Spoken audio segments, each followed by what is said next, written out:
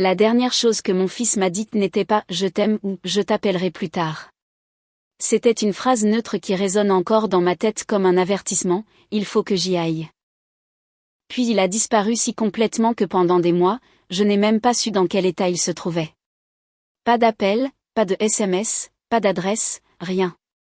Au début, je me suis dit qu'il faisait juste du cinéma, qu'il me punissait, qu'il se calmerait et reviendrait.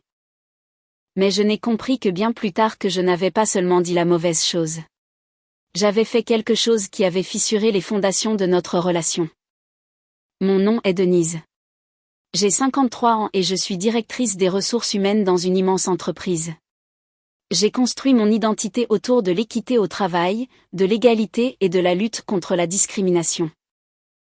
J'ai été assise en face de femmes ignorées, interrompues, sous-payées, punies pour être enceinte ou considérées comme trop émotives.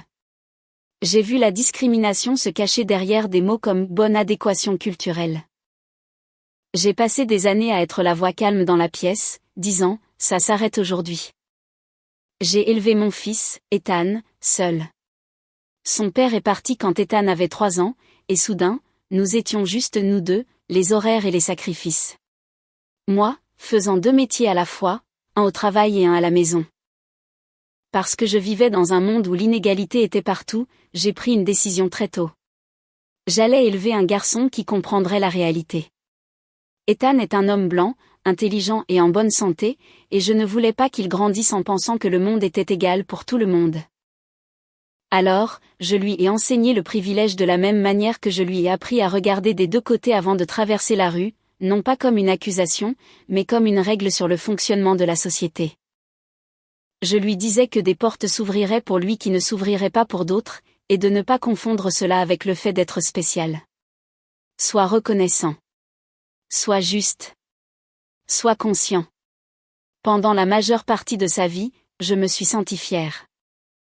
Car sur le papier, il est devenu exactement la réussite que je pensais construire. À 28 ans, il avait un emploi stable dans l'informatique, son propre appartement, une voiture fiable, pas de chaos, pas d'urgence, financièrement indépendant, exactement ce que j'espérais. Alors, quand il m'a appelé un mardi soir au lieu du week-end, j'ai su que quelque chose était différent. Je m'en souviens parfaitement. J'étais dans ma cuisine avec un verre de vin et un documentaire sur le harcèlement au travail en arrière-plan. Il a dit, « Maman, on peut parler ? Vraiment parler ?» Et mon cœur a basculé dans cette sensation d'alerte. J'ai coupé le son de la télévision, posé mon vin et dit, « Bien sûr. » Qu'est-ce qui se passe ? Après une longue pause, il a admis, « J'ai eu du mal.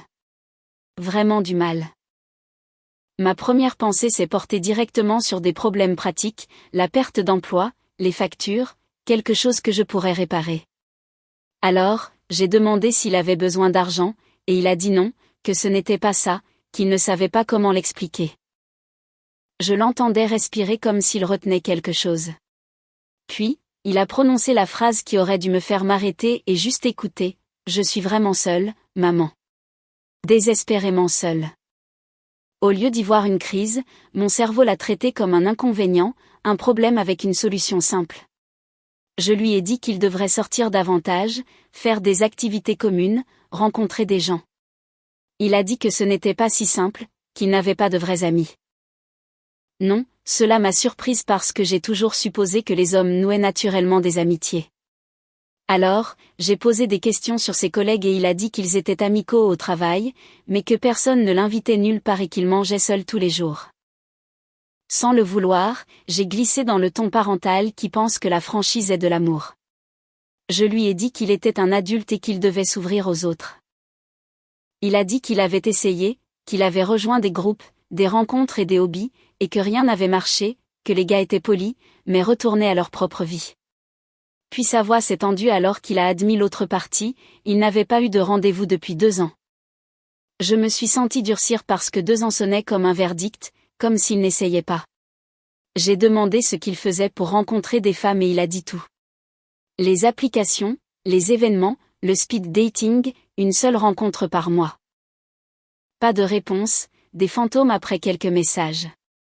Et c'est là que je suis devenue la version la plus sûre de moi-même, la directrice des ressources humaines, la conférencière, la personne qui s'est gagné un débat au lieu de s'asseoir dans la douleur de quelqu'un d'autre.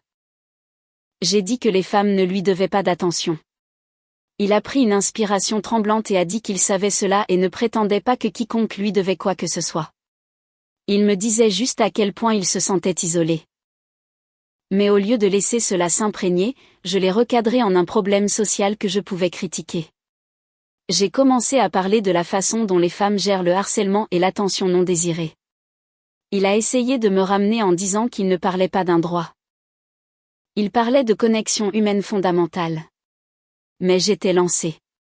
J'ai parlé des hommes conditionnés à se sentir en droit, de l'objectification, des dynamiques de pouvoir, comme si je présentais un séminaire de formation au lieu de parler à mon fils. Puis il a dit plus doucement, « Maman, s'il te plaît. J'essaie de te dire que je souffre. » Le mot « souffrance » m'a irrité parce qu'il sonnait dramatique. Et j'ai répondu en énumérant tout ce qu'il avait, un emploi, un appartement, la liberté. Il a dit qu'avoir des biens matériels ne signifiait pas qu'il ne souffrait pas émotionnellement. Et puis j'ai fait l'erreur qui a tout fait exploser. J'ai ri, non pas cruellement dans mon esprit, mais un gloussement incrédule. J'ai dit, souffrance émotionnelle, Ethan. Tu es un homme blanc hétérosexuel en Amérique. Tu as tous les avantages. La ligne est restée silencieuse d'une manière qui aurait dû m'arrêter, mais je n'ai pas remarqué parce que j'ai continué. J'ai énuméré ce que je considérais comme de la vraie souffrance. Les femmes ignorées, marcher vers sa voiture la nuit, être rejetées lors de réunions. Je lui ai dit que sa solitude n'était rien comparé à ce que les femmes affrontent tous les jours. Ce n'est qu'après avoir construit tout mon argument que j'ai réalisé qu'il n'avait pas parlé. J'ai demandé s'il écoutait, et sa voix est revenue plate et épuisée, « Je suis là. » Je lui ai dit qu'il avait besoin de perspective. Je lui ai dit de faire du bénévolat et de voir la vraie misère. Puis il a dit doucement, « Maman. » Et j'ai dit, « Oui. » Et il a dit, « Il faut que j'y aille. » J'ai essayé de l'arrêter parce que dans mon esprit, nous étions en plein milieu de quelque chose d'important. Il a dit au revoir et a raccroché.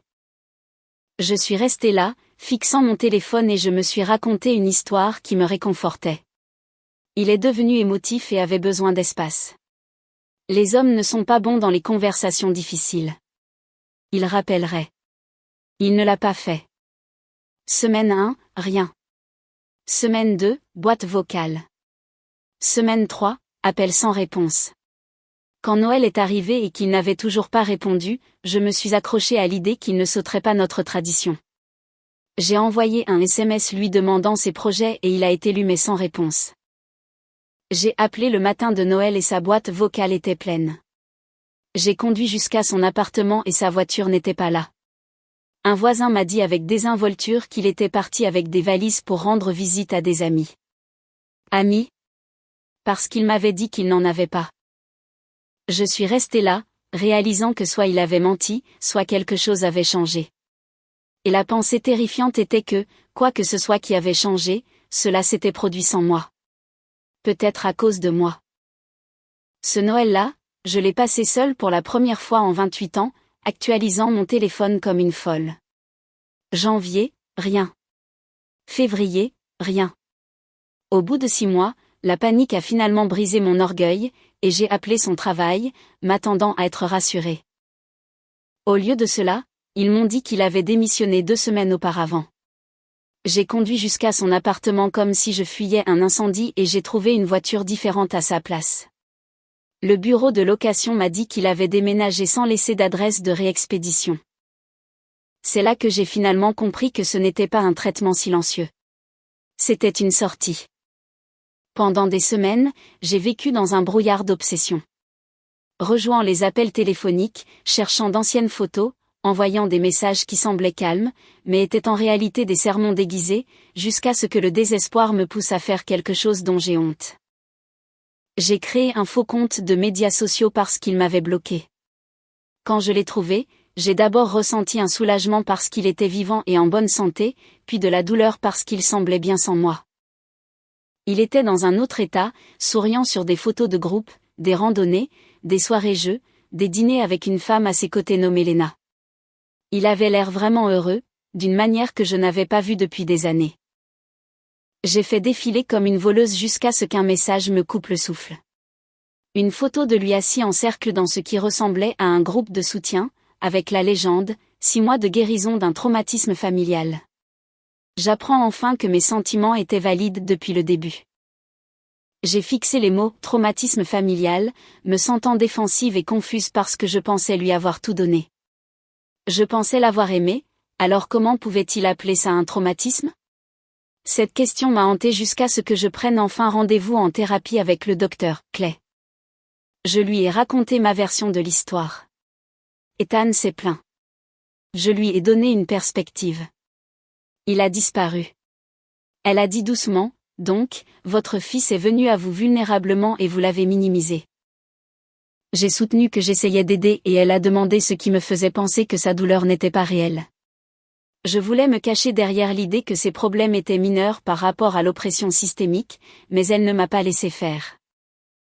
Elle a dit, nous ne discutions pas de la société. Nous discutions de votre fils.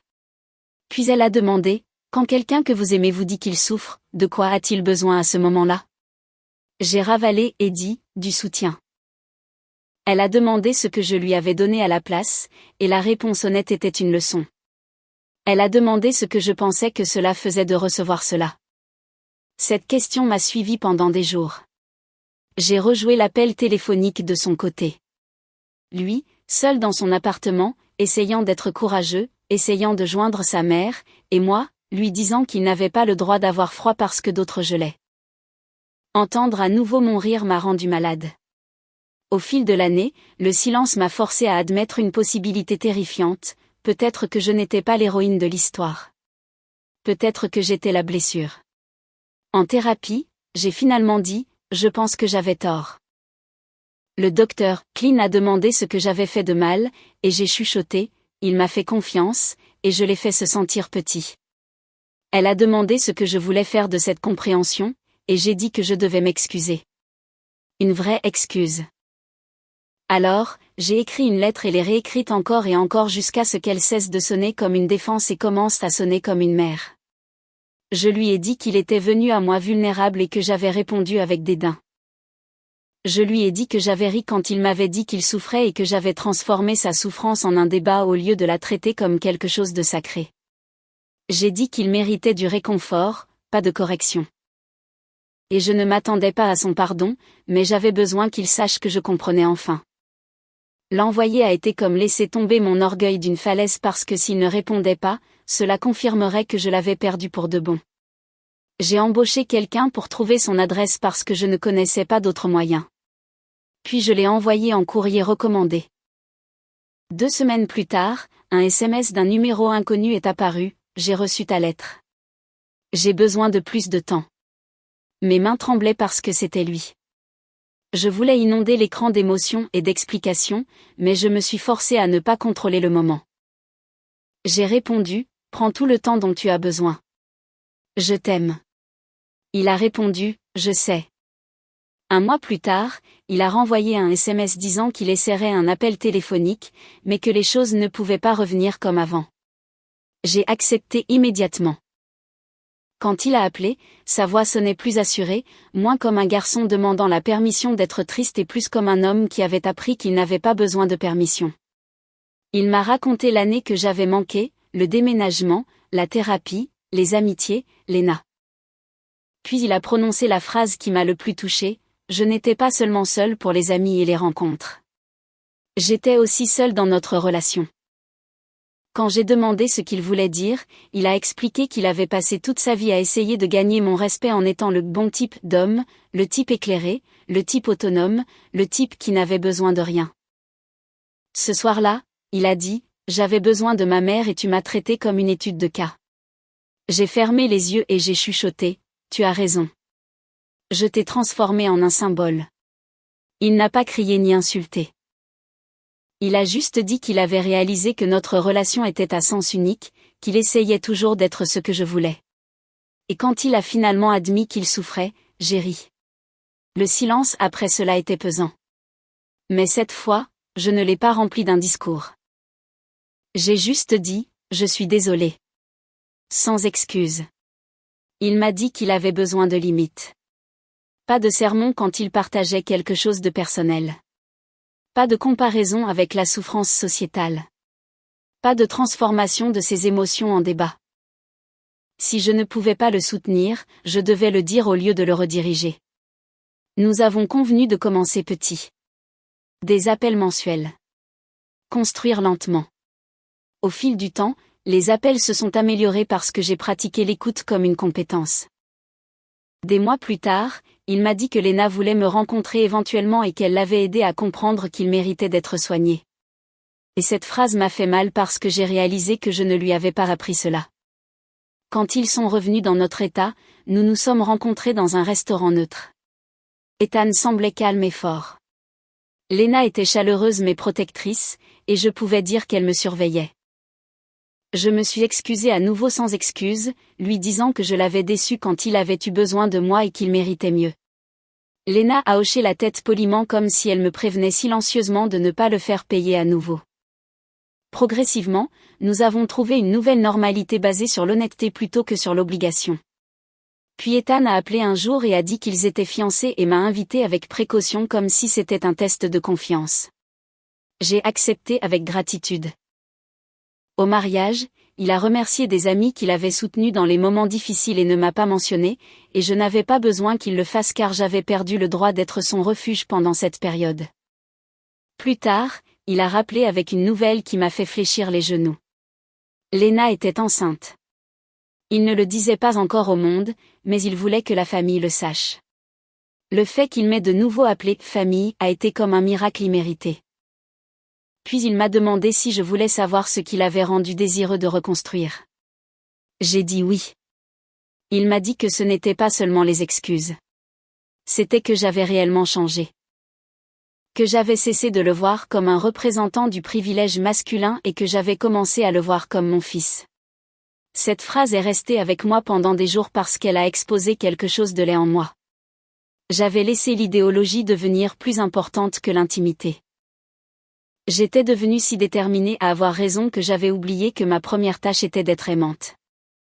Des années après l'appel téléphonique qui nous a brisés, ma petite fille est née. Ethan a appelé de l'hôpital et a demandé si je voulais la rencontrer. Son nom était Noah, d'après la grand-mère de Léna. Quand j'ai tenu ce petit bébé endormi, j'ai ressenti une gratitude si lourde qu'elle ressemblait à du regret et un espoir si fragile qu'il ressemblait à de la peur. Ethan m'a regardé attentivement, non pas avec accusation, mais avec attention, comme un homme vérifiant si la personne qui tenait son enfant comprenait la responsabilité. J'ai chuchoté qu'elle était parfaite. Ethan a hoché la tête et a dit qu'elle grandirait en sachant que ses sentiments comptaient. J'ai ravalé ma salive et promis, oui, elle le fera. À ce moment-là, j'ai compris la limite tacite. Si jamais je rejetais cet enfant de la même manière que je l'avais rejeté, je les perdrais tous les deux. J'ai baissé les yeux sur son petit visage et j'ai fait une promesse silencieuse, je ne serai pas le genre d'adulte qui transforme la douleur d'un enfant en une leçon. J'écouterai. Je validerai. Je serai un refuge. Parce que mon fils m'a appris quelque chose que je n'ai jamais appris dans toutes mes formations et politiques. Les limites ne sont pas une punition. Elles sont une protection. L'amour sans respect n'est que du contrôle. Portant un visage bienveillant. La femme qui a ri ce mardi soir me semble une étrangère maintenant. Quelqu'un qui a confondu la conscience sociale avec la sagesse émotionnelle. Ethan a brisé le cycle en s'éloignant. Et la seule raison pour laquelle je l'ai retrouvé est que j'ai finalement appris la leçon que j'aurais dû savoir depuis le début. Les gens n'ont pas besoin que vous ayez raison. Ils ont besoin que vous soyez là. Et parfois, vous ne réalisez pas que vous perdez quelqu'un avant qu'il ne soit déjà parti. Si cette confession vous a tenu en haleine, n'oubliez pas de vous abonner, d'aimer et de partager. Nous partageons chaque jour de puissantes histoires vraies qui explorent les réalités complexes d'eux.